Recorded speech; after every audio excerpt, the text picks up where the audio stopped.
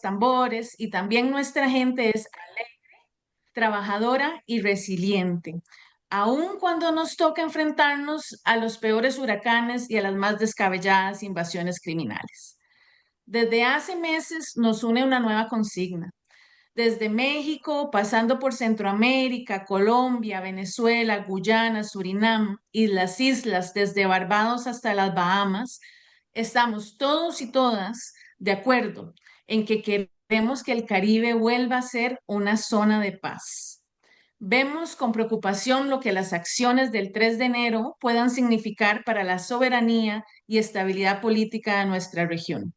Y por eso consideramos importantísimo este espacio de reflexión. Hoy nos acompañan 5 valiosos panelistas. El señor senador estadounidense Edward Markey, la señora ministra de Ambiente de Colombia, Irene Vélez, el doctor Emiliano Terán, sociólogo y profesor de la Universidad Central de Venezuela, la señora Kate DeAngelis, directora del programa de política económica en Friends of the Earth en Estados Unidos, y el doctor Luca Ferrari, investigador nacional emérito en el Instituto de Geociencias de la Universidad Nacional Autónoma de México, UNAM. Primeramente, vamos a escuchar las palabras del señor Markey y de la señora ministra Vélez, quienes por limitaciones de agenda y de tiempo no podrán contestar preguntas después. Así que en esta primera parte solo escucharemos su intervención.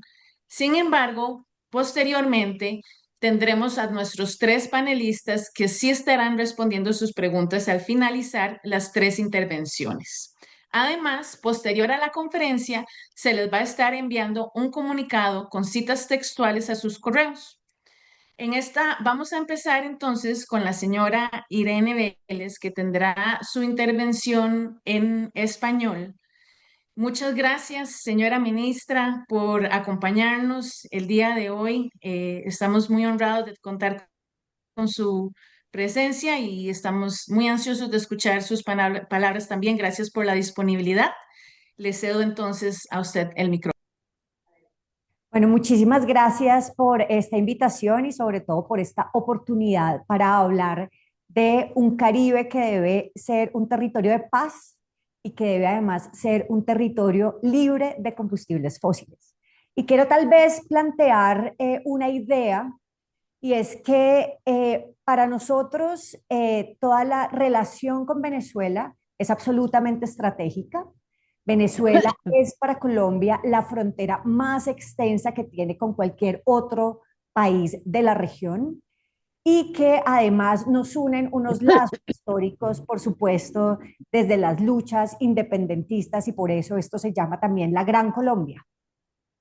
Esto tiene además una connotación y es que nos consideramos una región latinoamericana como un todo y que hemos sido además pioneros, si se quiere, en procesos sociales que defienden la naturaleza, el buen vivir, el suma causai, la Pachamama.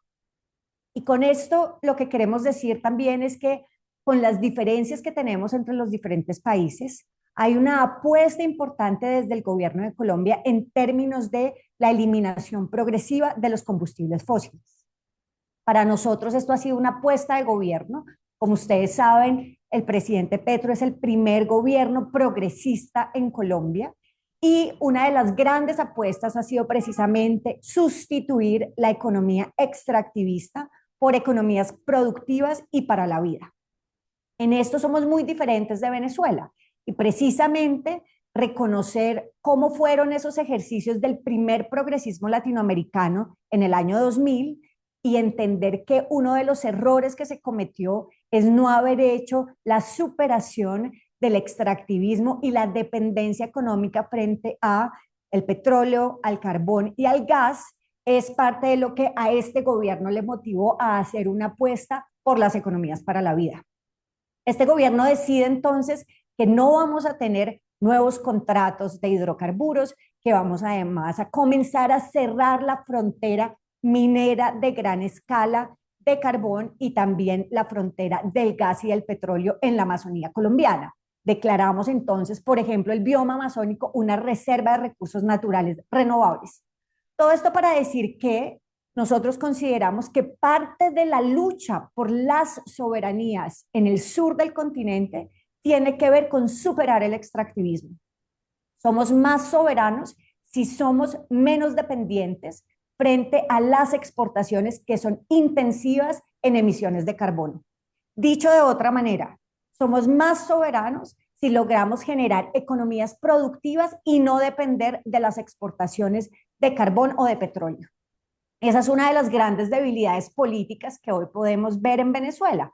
Y el presidente Petro ha sido insistente en invitar a nuestro gobierno vecino a que comience a programar una eliminación progresiva de los combustibles fósiles para precisamente ser cada vez más independiente frente a esas economías de mercado internacional. Hoy por hoy, además, entendemos que parte de la soberanía regional de los países que compartimos el Caribe tiene que ver también con cómo tenemos unas economías que no dependan de economías ilícitas. Esto es todo un desafío porque sabemos que las economías ilícitas son transnacionales. Y yo creo que aquí hay un punto clave y es que la economía del narcotráfico, particularmente asociado a la cocaína, no es una economía exclusiva de Colombia. Es una economía que implica actores internacionales. Podría decirse que es una multinacional que tiene una parte de su operación en términos de la producción aquí en Colombia, pero que tiene también todo el sistema de distribución en donde se comprometen actores internacionales. Eso quiere decir que es una lucha que nos compromete a otros países y no solo al gobierno de Colombia. Habiendo dicho esto, ningún otro gobierno como el del presidente Petro ha hecho un esfuerzo tan certero respecto a la lucha contra el narcotráfico. Ayer precisamente el presidente daba unas cifras respecto a que en este gobierno se ha hecho una incautación el doble respecto a cualquier gobierno anterior de cocaína y de pasta de coca. Es decir, que ningún gobierno como esto ha incautado tanta droga que ha sido, digamos, ya en el sistema de transporte y comercialización ilegal. Eso quiere decir que los esfuerzos son contundentes. Sin embargo, pues la economía ilícita todavía sigue empujándose siempre que haya además una demanda tan importante como es la que hoy presenta los Estados Unidos y Europa. Con esto también quiero decir que, digamos, nuestras relaciones de alianza latinoamericana es una alianza por superar las economías ilícitas. Y esas economías ilícitas se superan también a través de las economías productivas, a través de recuperar las economías para la vida, más exportaciones de alimentos, más agroindustrias asociadas a los alimentos, más economías de la naturaleza, por ejemplo, más turismo. Ayer veíamos datos de Colombia. Colombia se convirtió en el último año en el principal destino turístico que tiene América Latina. Esto dice que sí se puede superar el extractivismo y que además Colombia es mucho más que economías ilícitas. El último mensaje que quisiera dar es, nosotros estamos aquí por una región soberana, donde se respeten también las autonomías políticas de cada uno de los países y donde además podamos proteger la democracia. La democracia es un tesoro que en Colombia hemos cultivado a pesar de 7 décadas de conflicto interno armado. Y para eso necesitamos también una comprensión y una relación horizontal y legítima con los países vecinos y con el norte del continente. Creemos que estamos frente a una crisis del multilateralismo, que no nació con la decisión reciente del gobierno de los Estados Unidos de retirarse de algunas de las instituciones de las Naciones Unidas. Esta crisis viene desde hace ya algunos años y de hecho en la COP30 que se desarrolló en noviembre de 2025 vimos cómo la dificultad para tener un consenso sobre lo fundamental, que es reducir las emisiones de gases de efecto invernadero que se producen con el consumo de combustibles fósiles, en esa precisa dificultad de llegar a un consenso, veíamos que no es posible hoy hablar de un multilateralismo que esté vigente y que esté a la altura de los desafíos de la crisis climática, ambiental y social global. Sin embargo, creemos que hay que insistir en el multilateralismo, que hay que insistir en los acuerdos globales y que no es un momento para generar nuevos dominios y nuevos imperios. Por el contrario, frente a la crisis que tenemos, que es una crisis multisistémica, tenemos que todos actuar de común acuerdo porque lo importante es proteger la vida, proteger la humanidad y cuidarnos todos en torno a un principio, la justicia. Muchas gracias. Muchísimas gracias, señora ministra, por sus palabras y por sostener la lucha contra los extractivismos en Colombia y en la región. Sabemos que su agenda también es una agenda bastante tallada y le agradecemos el tiempo el día de hoy. Muchas gracias. A continuación, teníamos en esta primera parte las palabras del señor senador Markey, pero vamos a hacer un cambio de orden para darle tiempo a que el señor nos pueda acompañar. Así que por el momento lo que vamos a pasar es a la presentación de nuestro compañero, el doctor Emiliano Terán. Esto también será una presentación en español. Y Emiliano es profesor e investigador de la Universidad Central de Venezuela, que nos va a aterrizar un poquito más en... Ah, bueno, ya veo que ya está el señor Edward. Si quieren, volvemos al orden. Entonces, perdón, Emiliano. Yes. Buenos días, señor senador Edward Markey. Muchas gracias por acompañarnos. Muchas gracias por su valioso tiempo acá. Le cedo la palabra. Adelante. Beautiful. Thank you. Good morning, everyone.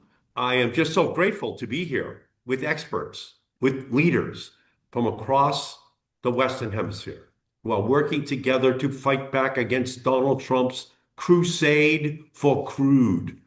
Crusade for crude oil. Donald Trump's invasion of Venezuela was unconstitutional.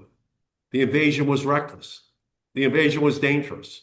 It was not about security or democracy. It was about Venezuela's vast oil resources. And now, the United States, once again, is risking an open-ended war with Donald Trump saying only time will tell how long he will be putting American resources and oversight into Venezuela. A forever war for fossil fuel, an endless war for energy, one that neither the American people nor their elected representatives authorized or even knew about until after it had happened. There is one group who knew about the Venezuelan coup ahead of time. The big oil companies of the United States knew about it beforehand. Senators did not know. Oil company executives did know. And I can use their own words to tell you. Trump said that, quote, the oil companies were absolutely aware that we were thinking about doing something. He said he talked to them before and after capturing Maduro. And an oil industry executive said, quote, in preparation for regime change, there has been engagement with the administration. Trump was quoted as saying, get ready to the oil company CEOs before the invasion of Venezuela. But American oil companies don't just want access to Venezuelan oil reserves. They want, quote, boots on the ground, military from the United States on the ground. And they also want financial security.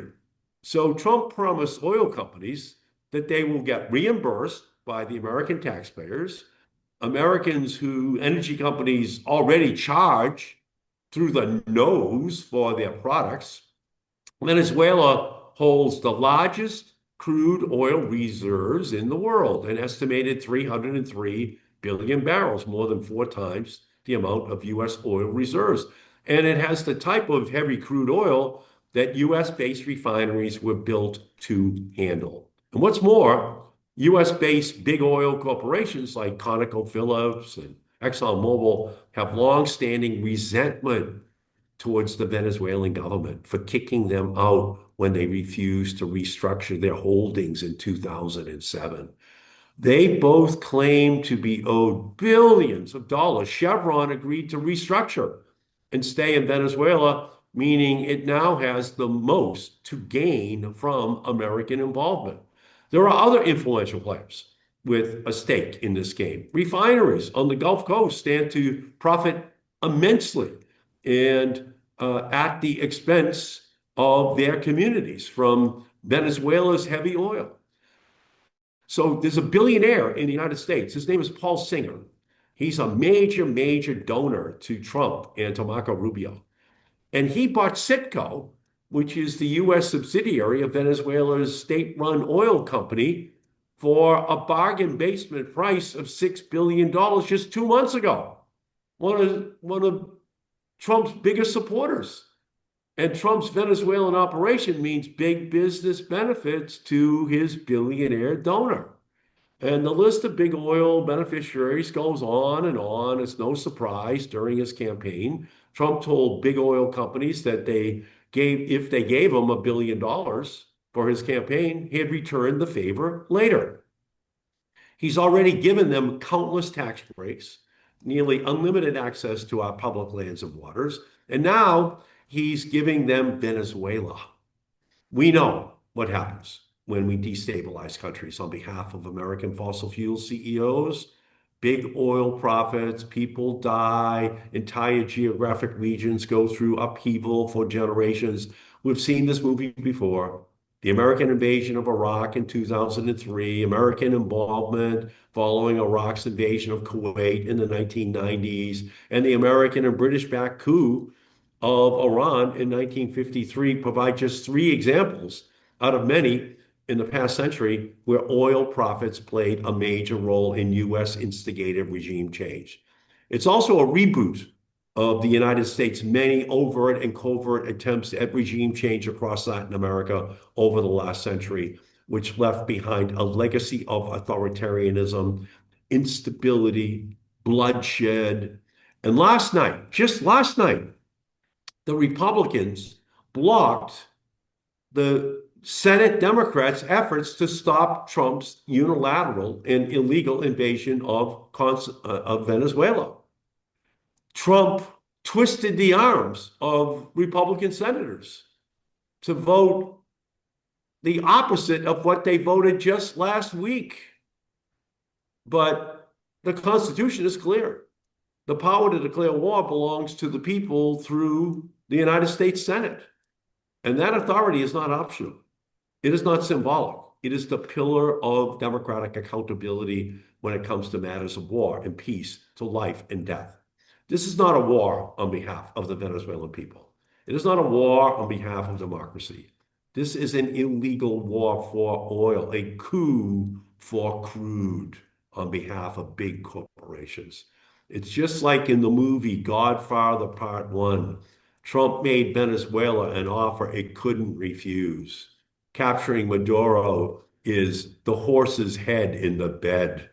Trump is holding their country hostage for the foreseeable future until Venezuela gives up its resources. He is stealing their oil at gunpoint. So we can't let up on oversight, on action, on exercising our United States constitutional authority to stop illegal war powers. Trump must end his dangerous and illegal military action in Venezuela now. So I stand with you. I stand with resisting Donald Trump and his illegal, unconstitutional invasion of Venezuela. And I thank all of you for all that you are doing on this issue. And I'm looking forward to partnering with you in the weeks and months and years ahead. Thank you so much for having me. Muchísimas gracias, senador Markey. Muchas gracias por sus palabras de resistencia, pero también por sus luchas de décadas ya en el Senado estadounidense y por traer a colación lo que la sociedad y algunos representantes estadounidenses consideran sobre esta situación. Esperamos que tenga muy buen día, senador Markey. Como les comentaba, pues el senador y la ministra no estarán respondiendo preguntas, pero ahora sí vamos a pasar a las presentaciones de los tres panelistas y les invitamos a que nos vayan dejando las preguntas que tengan a través del chat, ya sea durante las presentaciones o en el espacio al final. Como les comentaba hace un momento, pues de seguido vamos a escuchar al doctor Emiliano Terán. Esto va a ser una presentación en español y él nos va a aterrizar un poquito en la situación de Venezuela. Adelante, Emiliano, bienvenido. Bueno, muchas gracias Carolina y gracias a todos por estar acá. Yo quisiera iniciar subrayando que lo que ha ocurrido es gravísimo por el impacto que tiene para el país, pero también por los precedentes que sienta, por las implicaciones que tiene para Venezuela y para América Latina. Pero también quisiera subrayar que no estamos necesariamente ante un escenario de buenos y malos, amigos enemigos, sino estamos ante también unas relaciones de poder en las cuales me parece que la democracia, los derechos humanos y la sociedad venezolana están quedando en un segundo plano. Esta experiencia traumática ocurre en un país que está o ha vivido una experiencia también traumática a lo largo de años, determinada principalmente por el régimen de Maduro, por la violación de derechos humanos, la persecución de las disidencias, el fraude electoral que ha cerrado una vía electoral y la corrupción, entre tantas cosas. A lo que hay que añadir los impactos negativos e inútiles de las sanciones internacionales a Venezuela que han afectado principalmente a la población.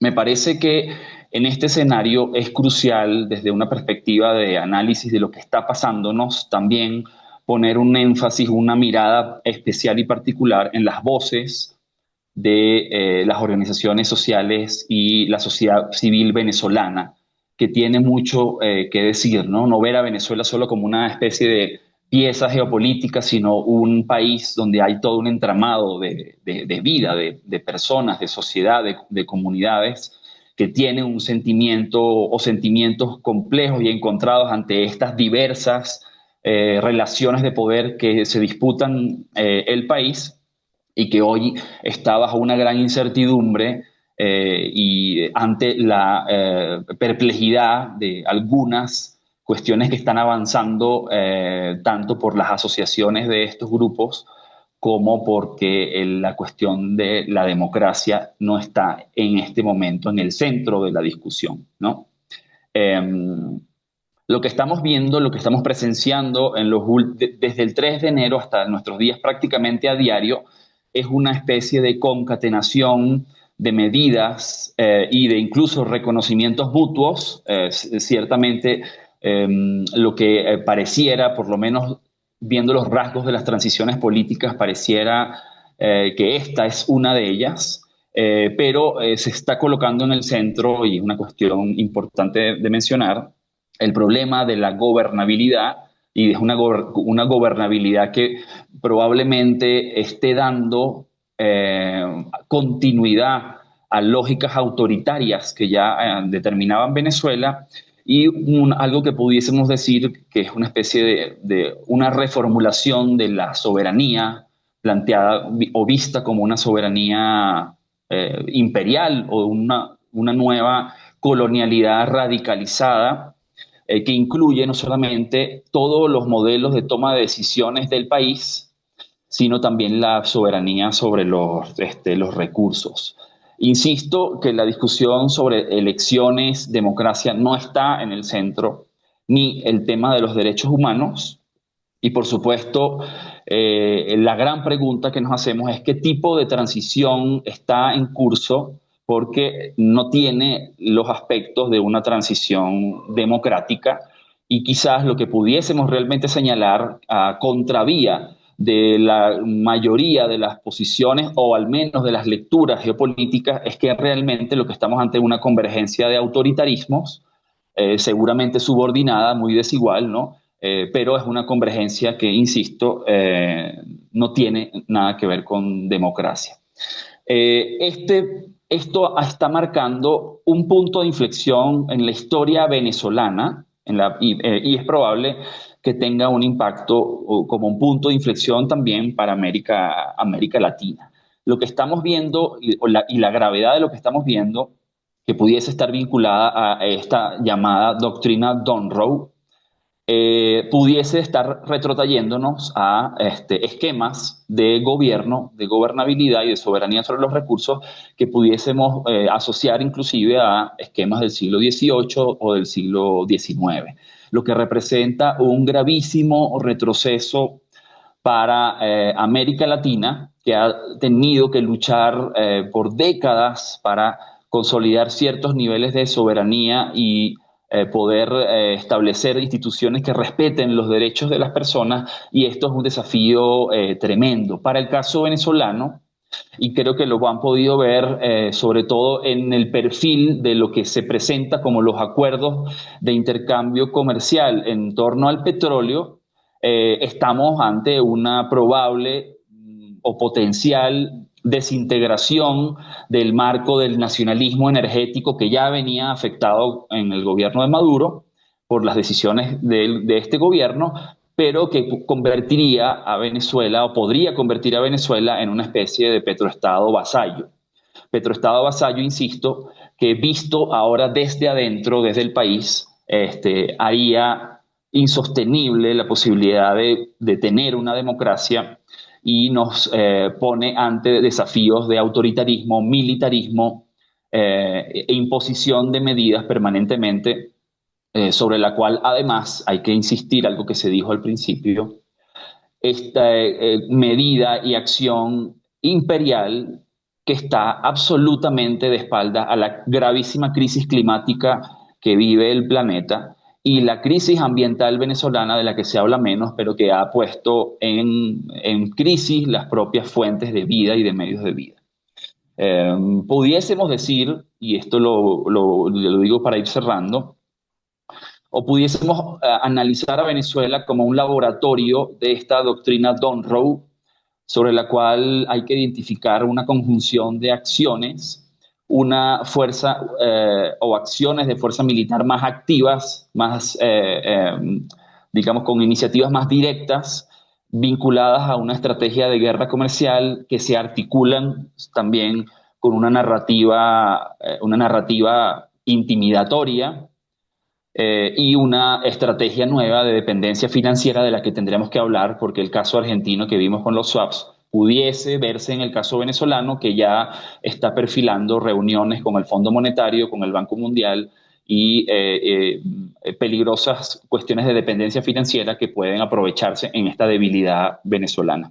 Lo último, todo esto nos está sacudiendo, pero se está planteando como una posibilidad de repensar estrategias regionales, estrategias de asociación regionales, y no me refiero solo a los mecanismos conocidos de integración regional, sino también asociaciones entre actores sociales y actores políticos regionales, y la posibilidad de que en el caso de Venezuela se pueda abrir una posibilidad de retornar a la Constitución del 99, la que está vigente, poder liberar a los presos políticos que siguen en su mayoría en prisión, y poder, algo que quiere el país quiere democracia, el país puede tener una heterogeneidad de percepciones, pero el país quiere democracia, estabilidad y poder sostener una economía de la que pueda vivir, pero que podamos también, en Venezuela, el pueblo venezolano, lo decía Irene, la soberanía,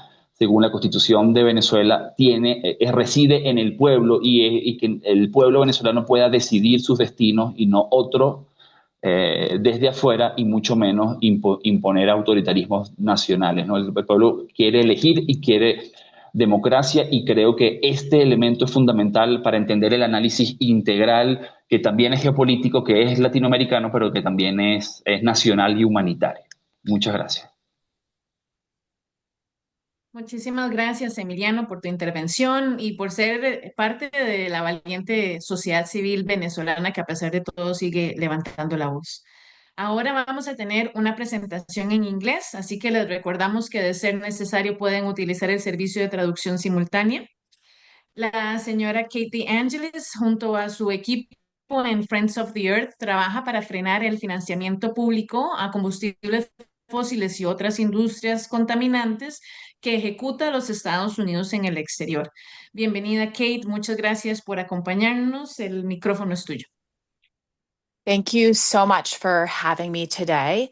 I'm going to talk about who is going to profit in the US and where the money might come from the US government.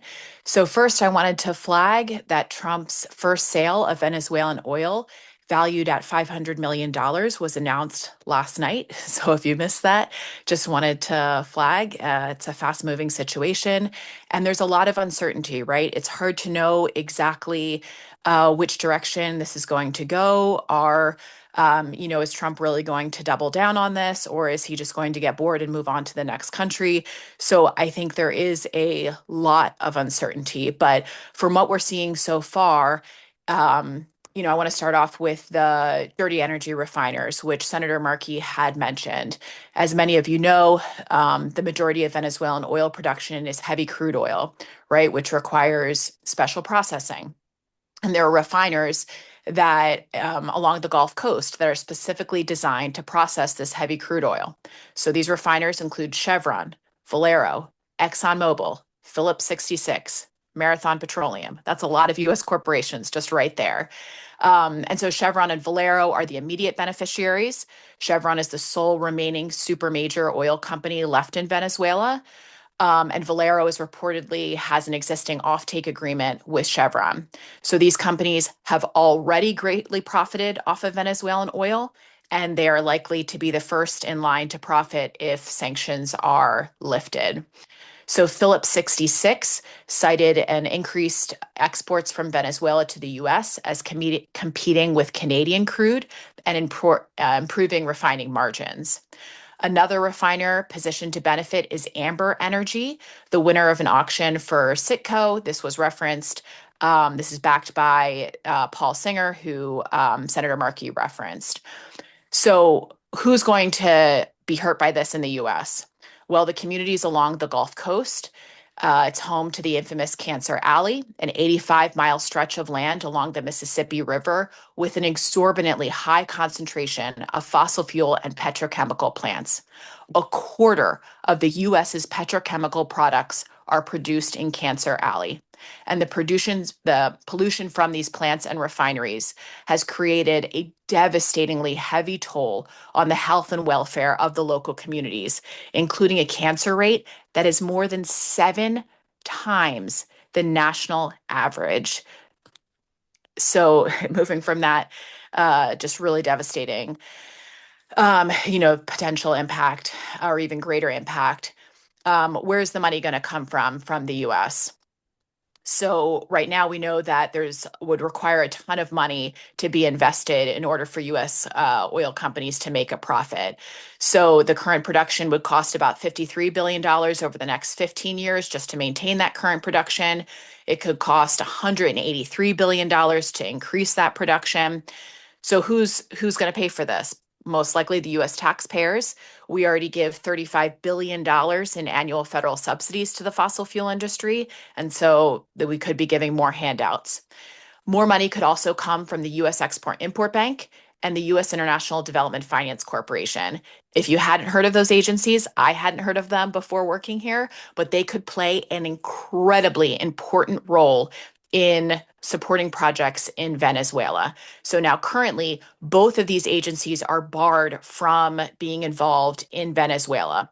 But if the Congress were to remove Venezuela from DFC's restricted country list, and if XM does some creative interpretation, both countries could then open up the floodgates to potentially provide billions of dollars into Venezuela.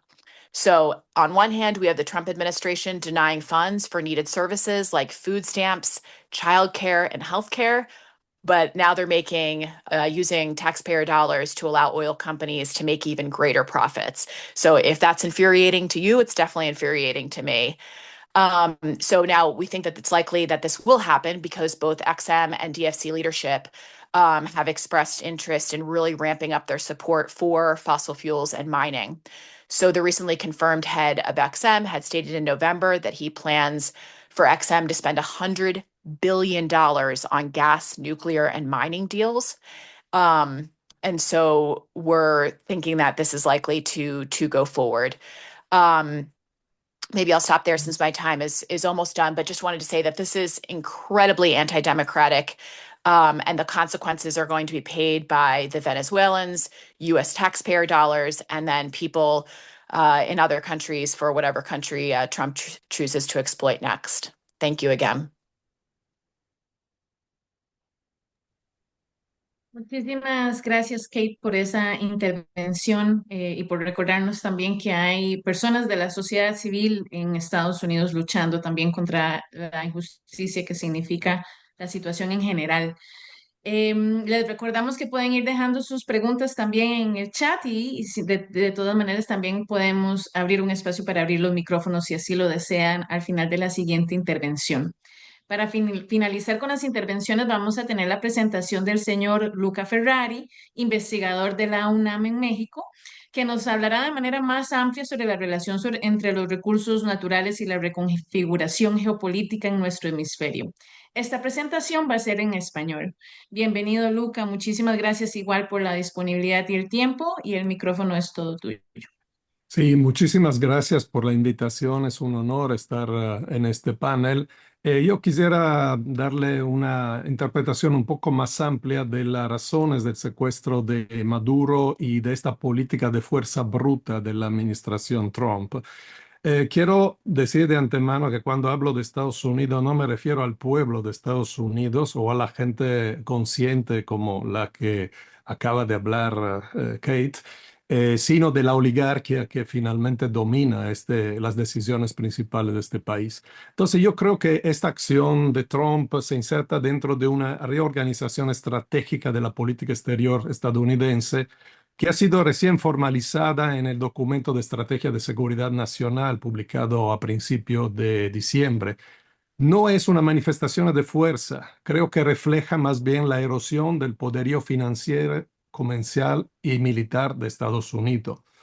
Es una respuesta para replegarse y consolidarse como hegemón absoluto sobre las Américas, asegurando por cualquier medio, incluyendo el uso descarado de la fuerza militar y la coerción económica, el control de los recursos energéticos minerales del hemisferio occidental, así como de los flujos comerciales.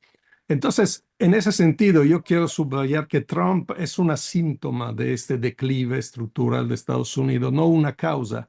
Refleja una urgencia para aprovechar y ejercer el poder que todavía le queda para asegurar sus objetivos de dominación hemisférica.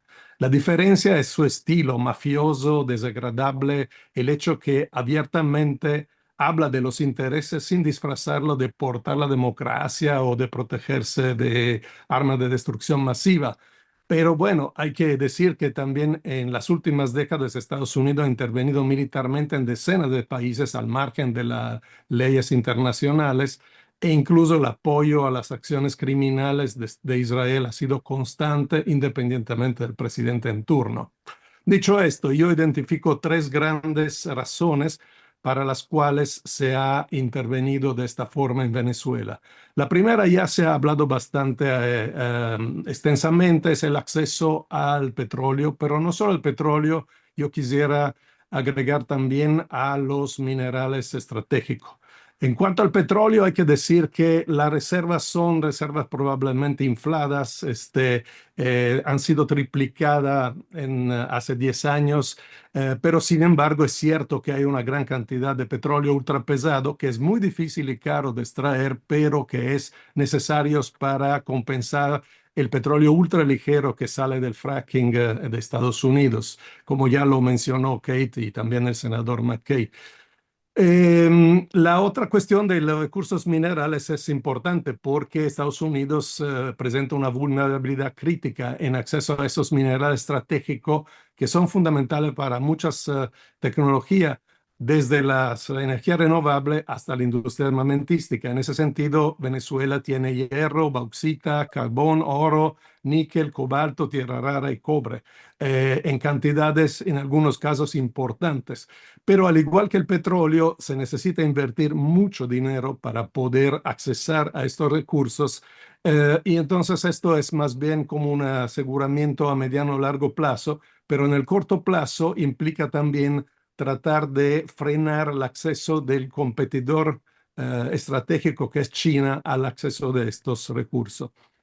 Creo que también hay un segundo elemento que podría explicar esta intervención, que es la erosión del estatus del dólar y el sistema de los petrodólares. O sea, sabemos que Estados Unidos ha financiado por mucho tiempo toda su economía, pero sobre todo su proyección militar en el mundo a través de la deuda que podía emitir en cantidades crecientes porque el dólar después de Bretton Woods es todavía la moneda, la divisa de intercambio internacional y de reserva de los bancos centrales. O sea, siempre ha habido demanda de dólares. Y esto está poco a poco cambiando porque, en parte también por el uso del dólar como arma, varios países, sobre todo Rusia, China, Irán, los BRICS, están empezando a intercambiar a través de sus propias monedas. Entonces estamos frente a una desdolarización que es una amenaza muy seria en ese sentido. Y también el tercer elemento es la pérdida de capacidad industrial y militar. China ha mostrado al mundo que es capaz de producir cualquier cantidad de productos, pero sobre todo asegurándose de los insumos y las cadenas de suministro para la producción tecnológica e industrial. Y eso afecta también el poderío de Estados Unidos, sobre todo juntándolo con la disminución de la hegemonía del dólar. En ese sentido, también Venezuela había empezado a vender su propio petróleo en dólares, digo, en yuanes a China, y aunque esto es una cantidad moderada, es un mal ejemplo. Recordamos que en quien lo había hecho anteriormente fueron Gaddafi y Saddam Hussein y sabemos cómo han terminado. Entonces, bueno, esas son un poco las tres grandes líneas que podrían explicar esta intervención, pero queda la pregunta si esta fuerza bruta, sobre todo hacia América Latina, podrá conseguir sus objetivos. La verdad es dudoso si que esto pueda ocurrir. Incluso Trump ha tenido que admitir que la oposición de Corina Machado no tiene la posibilidad de controlar el país, entonces está aparentemente acordando con el régimen que se ha mantenido a pesar del secuestro de Maduro. Por otro lado, las compañías petroleras no han demostrado mucho interés en invertir las grandes sumas que se necesitarían para la producción de petróleo. Ahora, en cuanto a América Latina, hay que recordar que ni China ni Rusia van a venir a protegernos de esta agresividad que tiene Estados Unidos.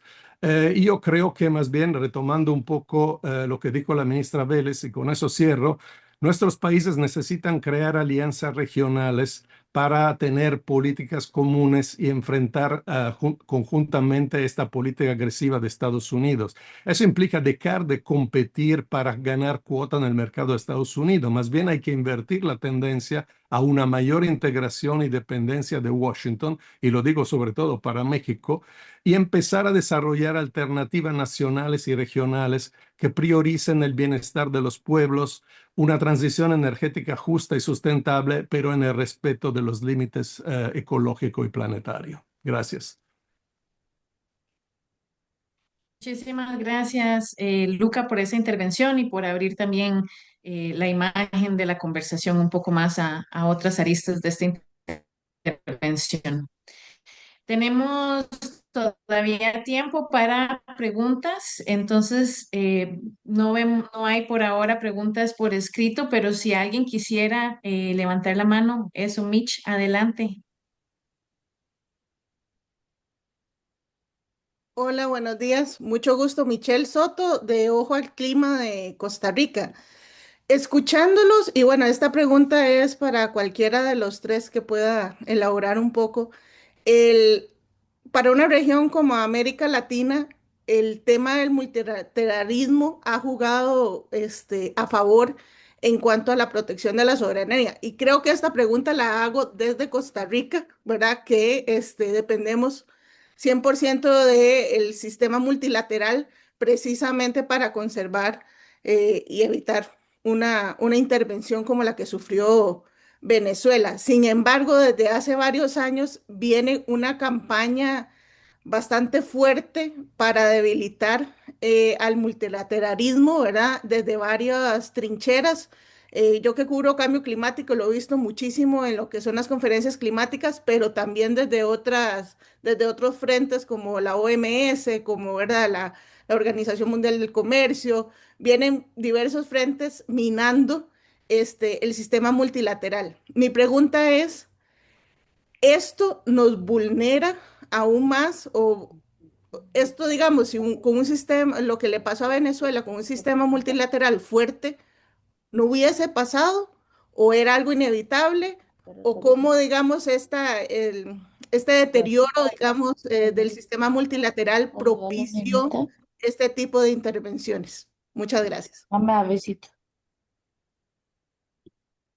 Muchas gracias, Michelle.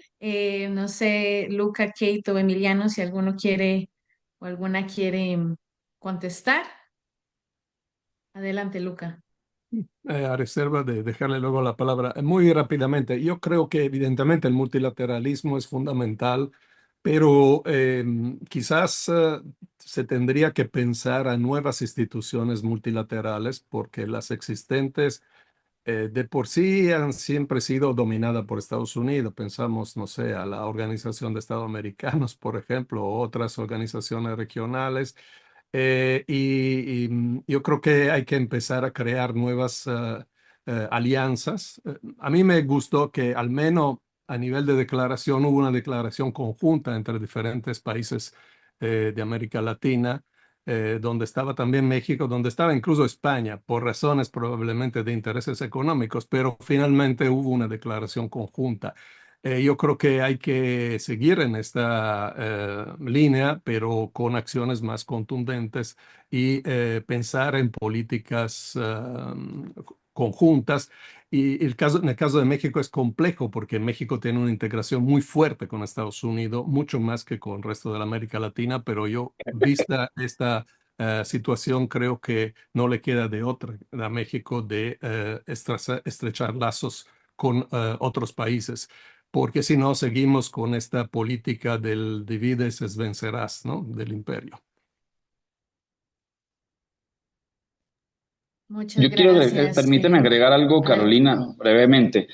Lo que planteaba Michelle es una preocupación central, solo que ahí quiero conectarla con lo que ha venido ocurriendo a nivel nacional con el debilitamiento de las democracias en nuestros propios países. Es decir, ese canal que pudiese mecanizar, movilizar acciones en muchos de nuestros países, y pienso en el caso venezolano, ha venido también siendo socavado desde adentro y tenemos un auge de autoritarismo que también está afectando severamente a las instituciones. Y yo creo que ahí entra también una pregunta mirada desde lo nacional de cómo contrarrestar toda esta oleada anti-instituciones, antiderechos, ¿no? Que está teniendo además resonancia porque tenemos, por ejemplo, si vemos el caso de Bukele, son autoritarismos con un nivel de popularidad alto, ¿no? Es decir, que la propia sociedad, en algunos casos, o parte de la sociedad, está convalidando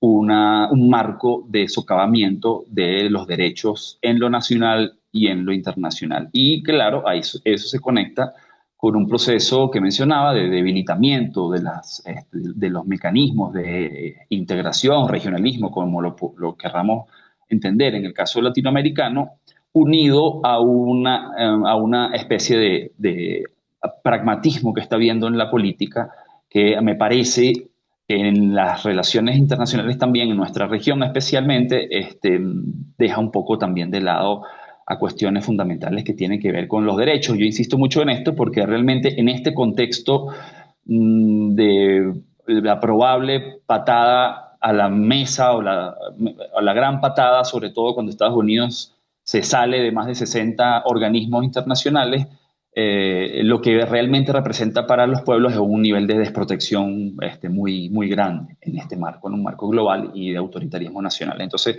agregaría esa dimensión porque en algunos países, piensa en el caso de Nicaragua, el caso de El Salvador, y otros autoritarismos más light, en el caso ecuatoriano, entre otros, que están socavando todo este marco de derechos en varias escalas. Muchas gracias, Emiliano. De hecho, tu respuesta se liga un poquito con la pregunta de Rosa Tristán, periodista de España, que también nos pregunta que qué posibilidades vemos de que esa alianza entre estados latinoamericanos en este momento, justo en el que están en el poder muchos aliados de Trump en nuestra región también, si eso es realista, si ven que es realista que haya eh, pues esto que varios han mencionado, esta alianza latinoamericana para enfrentar el momento. No sé si alguno quiere hacer o alguna quiere hacer una referencia al respecto. Bueno, breve, muy breve. Creo que al decir realismo, creo que lo que se interpreta es una lectura de lo complicada que está esta situación y probablemente hoy, en el corto plazo, esto ciertamente está debilitado, pero eso implica entre los varios desafíos de los que hemos venido hablando, yo creo que implica la reconstitución de un movimiento político latinoamericanista que desde abajo presione para que puedan haber o restituirse hacia arriba alianzas que puedan fortalecerse. Esto es algo que evidentemente va a tomar un tiempo, ¿no? Es decir, estamos hablando también de luchas que están en el campo social. En el campo social tiene que ver con elecciones, tiene que ver con los gobiernos que puedan estar y que desde abajo se presione a una posición más soberana un refrescamiento del espíritu latinoamericanista, ¿no? Creo yo que pudiésemos decirlo así, como visión política ante esta nueva oleada imperial y de colonialismo. Muchas gracias, Emiliano. Sí, no sé si Luca o Kit quieren referirse al respecto. Si no, tenemos dos preguntas más que vamos a hacer, pero voy a hacer primero la de María Clara Calle, periodista de France 24, un poco también porque Kate nos tiene que dejar en unos minutos y esta pregunta podría tener más relación con lo que Kate explicó. Ella nos pregunta que de dónde puede salir el dinero para invertir en infraestructura petrolera en Venezuela. Pues como mencionó Luca, las compañías estadounidenses son escépticas. Incluso Susie Wiles, jefa de gabinete, dijo o cree que no es bueno invertir en Venezuela y las inversiones de los impuestos que mencionó Kate todavía no están en vigor, como ella lo explicó. Entonces, no sé, Kate, si tienes tal vez alguna respuesta en ese sentido. Gracias. Yeah, I think it's hard to know for sure, right, exactly what is going to happen. Um, as I said before, XM, the US Export Import Bank, could spend up to $100 billion. Now, that seems quite unlikely considering that their largest deal was about $5 billion. And that took many, many, many years to approve. But there is a huge pot of money that XM could dip into. The U.S. International Development Finance Corporation similarly has an ever-growing pot of money that they can dip into. But there's also, the Department of Defense could provide money. We've seen that in the mining sector as well as the Department of Energy. And then there's other smaller agencies like the Millennium Challenge Corporation, the U.S. Trade and Development Agency. These are agencies that provide different type of support in other countries. Millennium Challenge Corporation is through compacts, so they could enter into an agreement that could address multiple sectors within Venezuela. The U.S. Trade and Development Agency often works with earlier earlier types of trade support. So that could be like a reverse trade mission or providing a feasibility study to figure out how to improve the infrastructure. So just within the U.S. government, there are so many different ways that the U.S. government could be giving money directly to the oil and mining sectors in the country, and then just tax breaks to the different countries.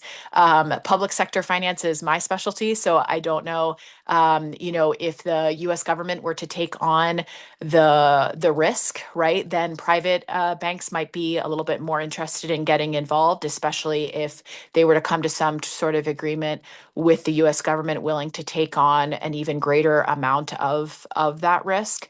Yeah, hopefully that answers your question. Thank you. Muchísimas gracias, Kate, por la respuesta. Adelante, Luca, y luego te doy la palabra a Emiliano.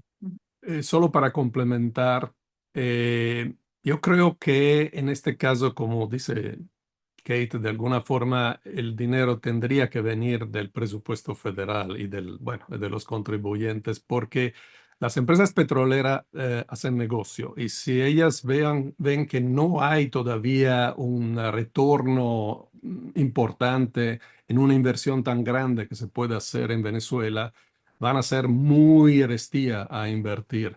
Pero para Estados Unidos como superpotencia puede ser estratégico el petróleo de Venezuela porque su propio petróleo que se extrae con fracking, el petróleo de lutita, el tight oil, ha llegado ya a un máximo.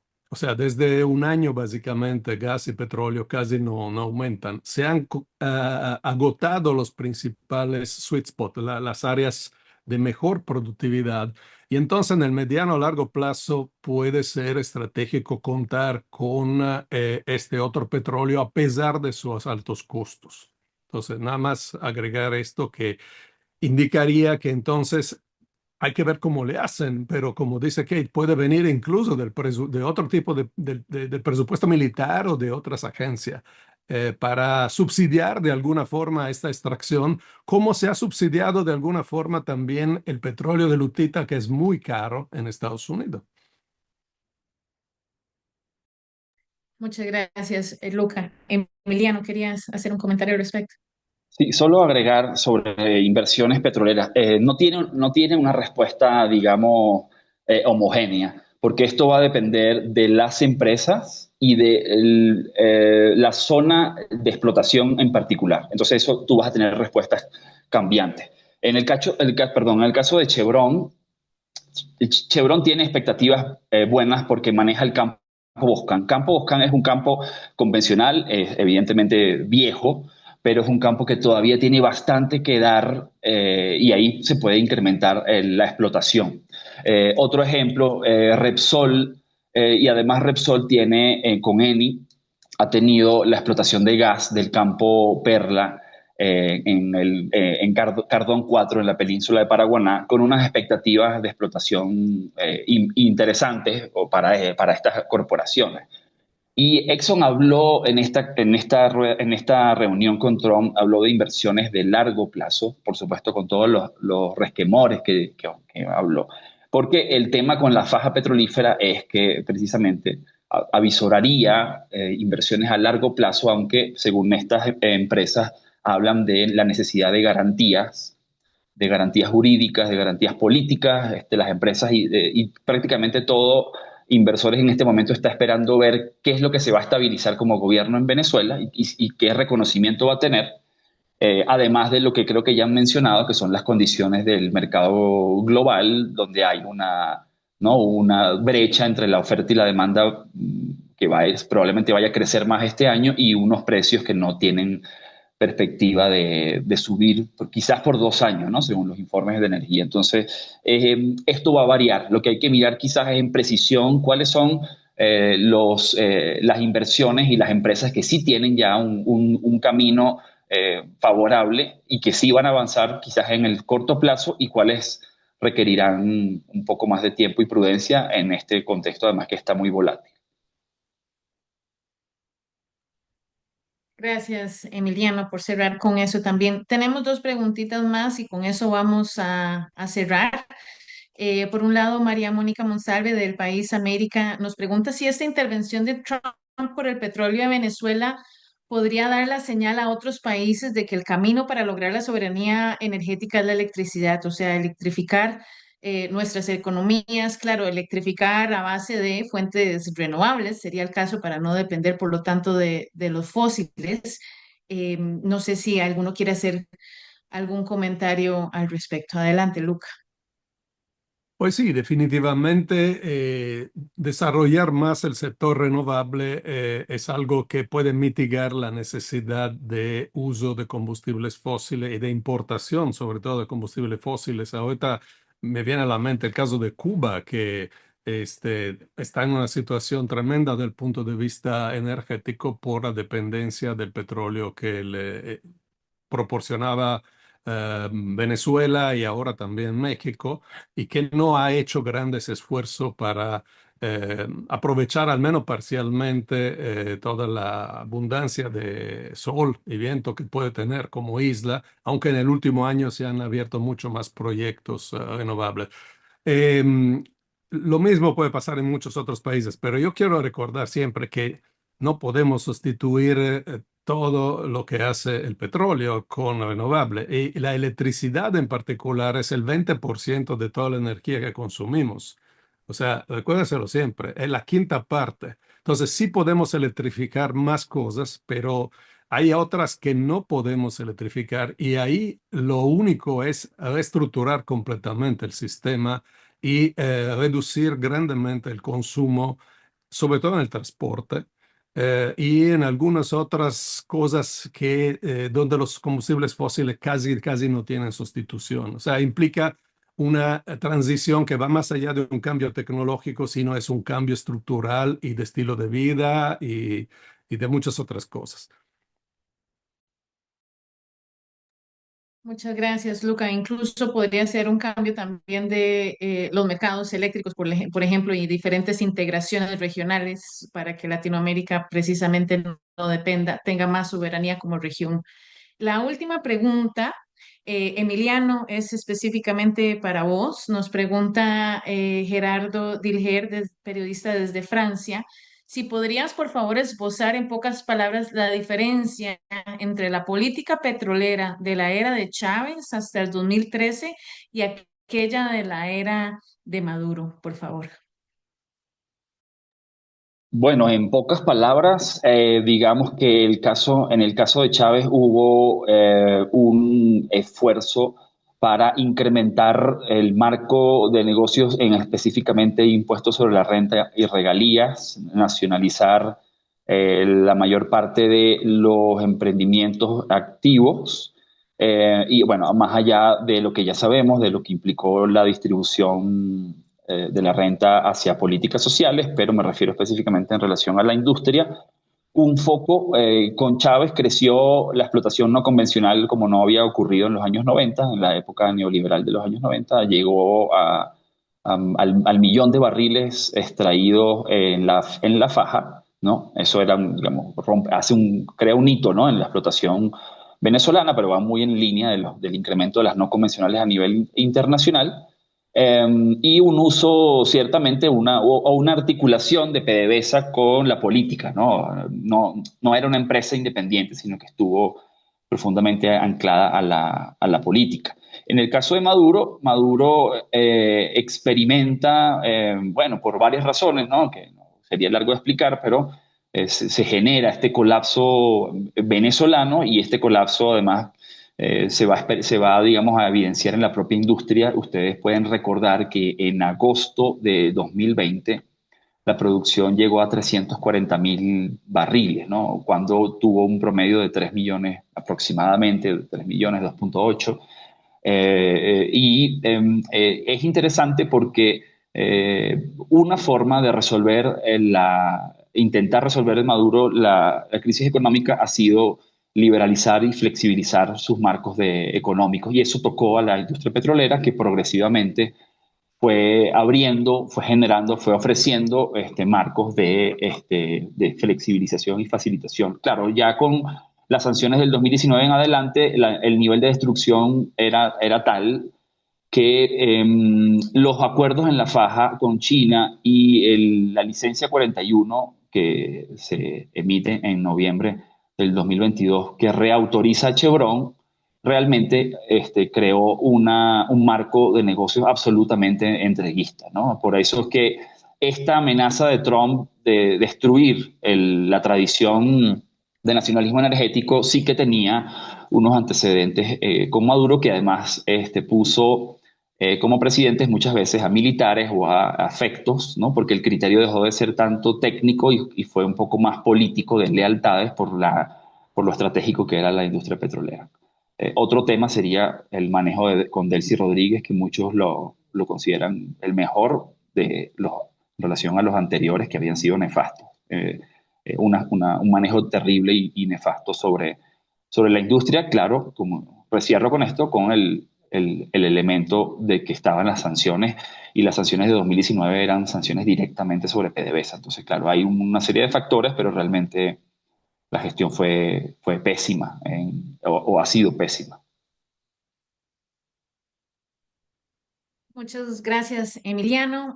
Pues ahora sí es hora de ir cerrando esta conferencia de prensa. Les recordamos que después de la conferencia se les estará enviando a los y las periodistas aquí presentes un comunicado de prensa con citas textuales y que queda en el chat el contacto de Danae para cualquier otra información o para pedidos de entrevistas de ser necesario. Desde las organizaciones coordinadoras de esta conferencia de prensa virtual estamos muy agradecidos con la participación y valiosa información de nuestros 5 panelistas el día de hoy y además con la atención y las preguntas y participación de todos ustedes, los y las periodistas que nos acompañan. Muchísimas gracias. Esperamos que tengan todos muy buen día y un buen resto de su semana. Buen día.